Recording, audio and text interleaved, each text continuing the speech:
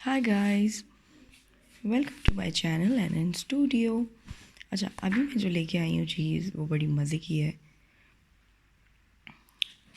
Code कॉस्मेटिको boutique, ये treatment है, hair treatment mask, जो कि आपके बालों के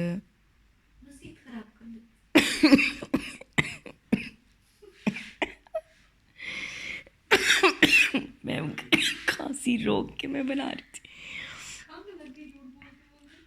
झूठ बोलते बोलते ये 2800 रुपये का आया है, झूठ नहीं है, कुछ तो सच होगा इसमें।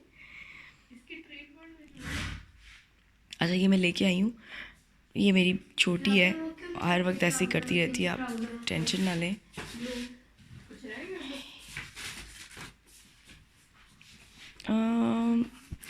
ये हेयर ट्रीटमेंट है आर्गन ऑयल के साथ।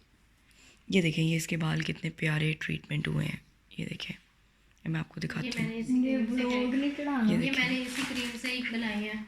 ये देखें, ये इसके बाल इतने कूल बाल हैं। ये देखें, आप जल्दी करें। चुप करें। ये मैंने इसी हेयर से ट्रीटमेंट किए हैं। और ये देखें, आप ये देख रहे हैं स्ट्रैंड्स कितने मज़े के हैं।